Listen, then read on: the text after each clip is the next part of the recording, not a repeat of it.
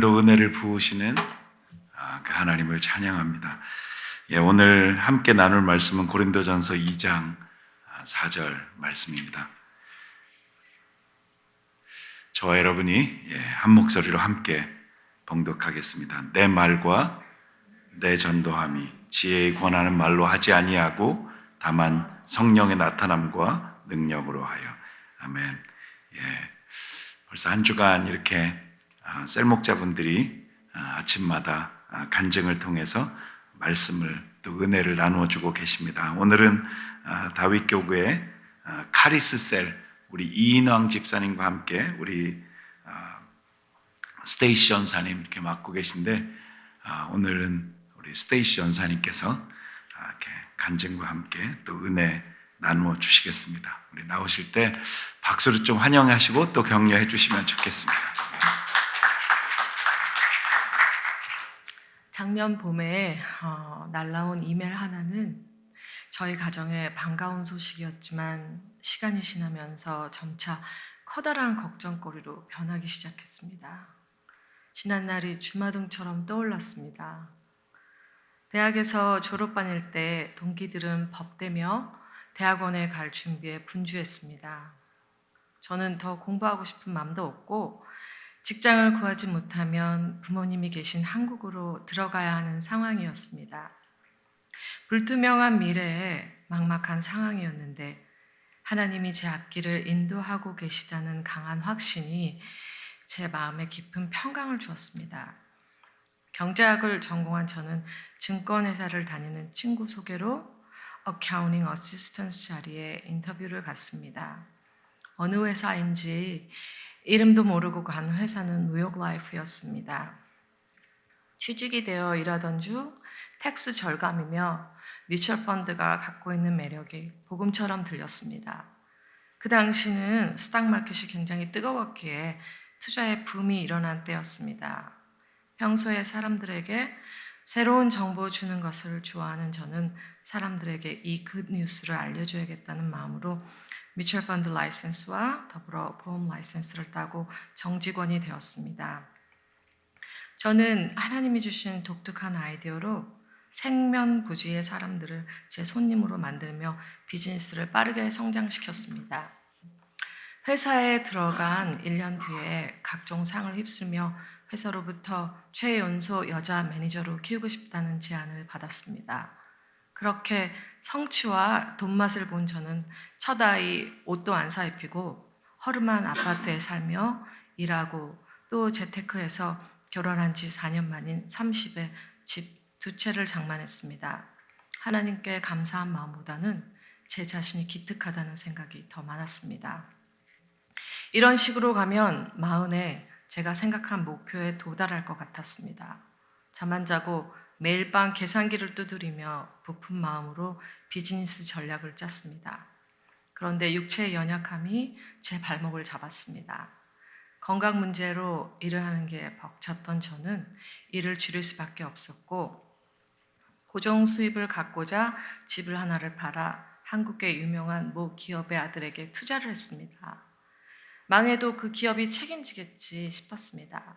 그 사람은 약속한 이윤을 주지 않고 차일피일 미루더니 어느 날 갑자기 급체로 젊은 나이에 사망했습니다. 그가 남겨놓은 빚더미의 사업체를 해결하는데 1년이 넘게 걸렸습니다.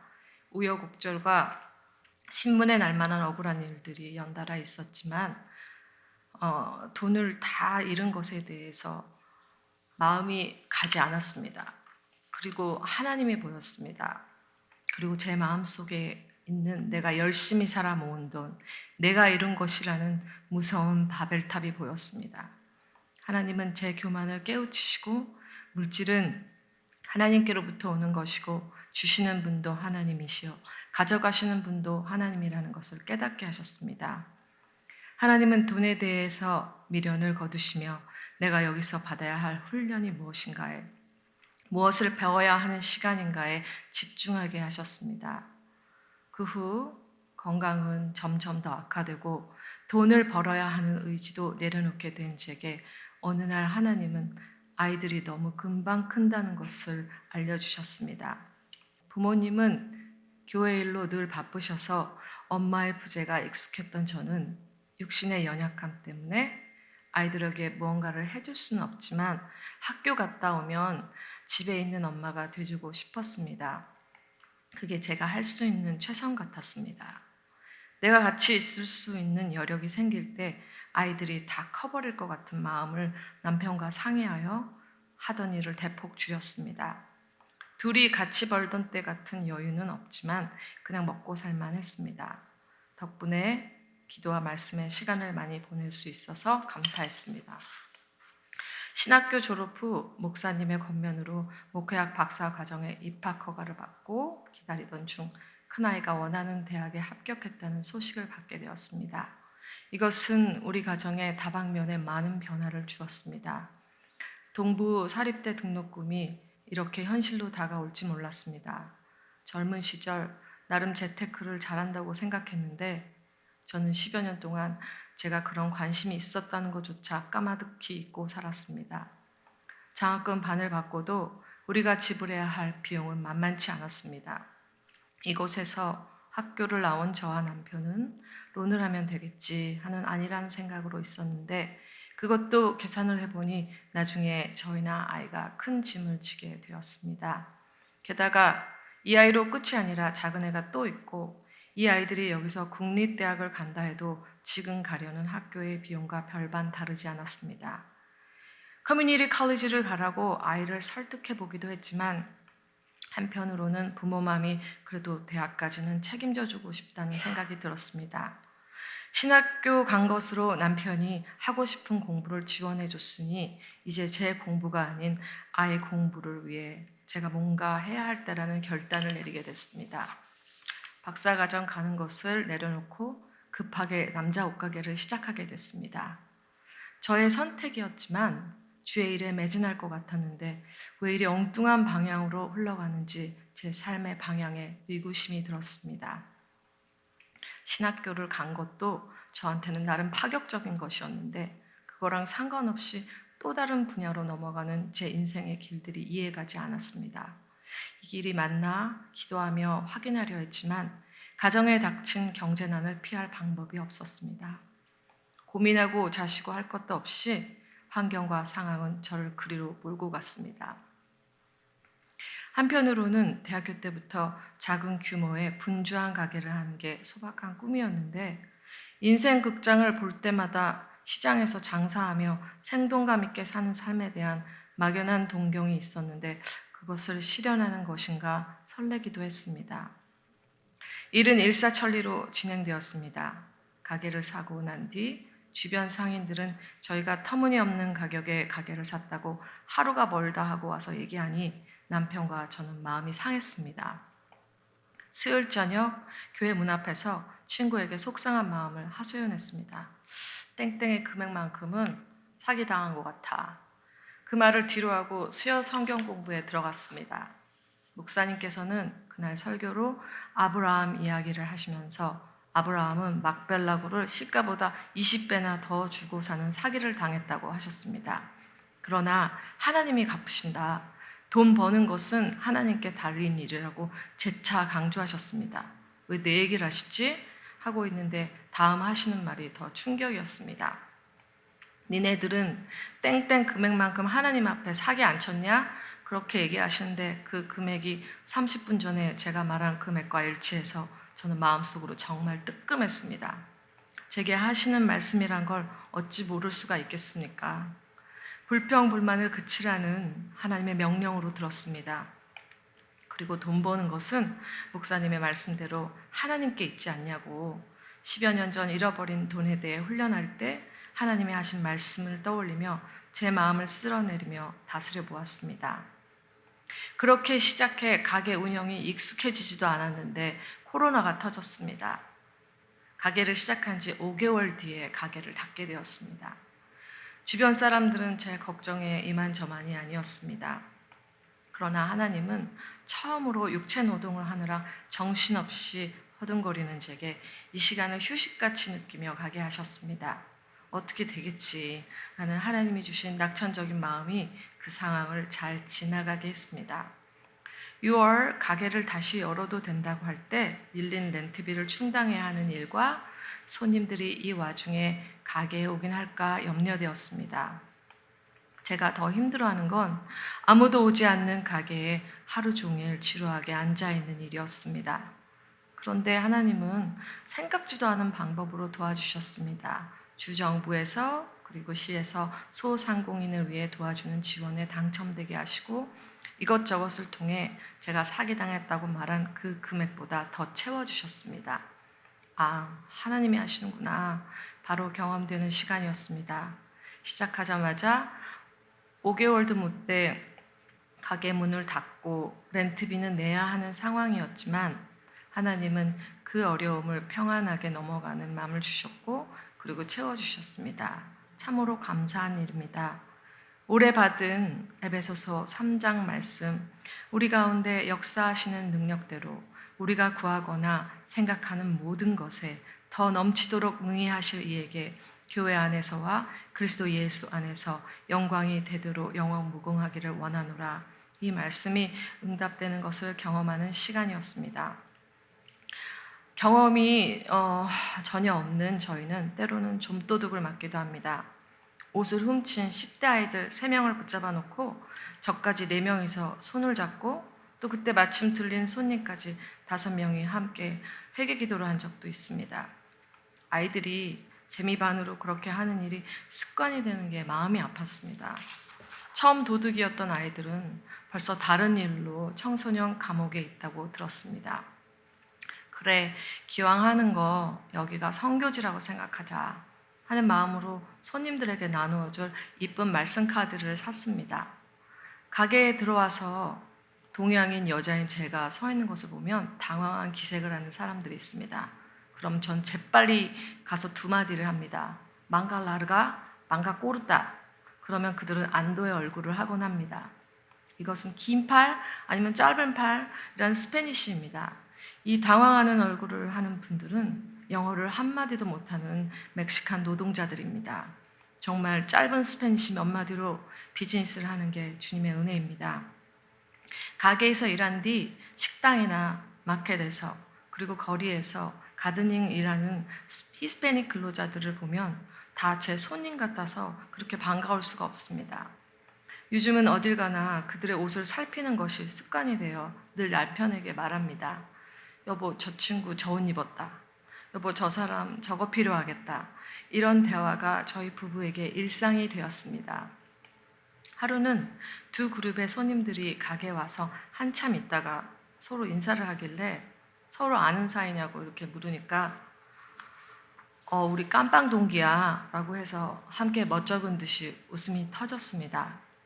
작은 규모의 남자 티셔츠 가게의 주 고객은 노동자와 범죄 기록이 있는 사람들이라는 걸 아는데 얼마 걸리지 않았습니다. 손님들이랑 스몰톡을 하다 보면 대부분 감옥에 갔다 온 사람들이었습니다. 3달 전에 제 단골이 된 마이클은 무기징역수였는데 20년 만에 올해 3월에 모범수로 출소했다고 합니다. 그의 스토리를 들으며 같이 울다가 함께 기도하는 시간을 가졌습니다. 다른 인생을 사는, 덤으로 사는 인생이라는 것을 배웠다는 그는 10대에 들어가 40이 다 되어 나왔습니다. 그를 생각하며 며칠 동안 기도하고 그가 하나님의 바른 인도 받기를 키핀터치하고 있는 중입니다.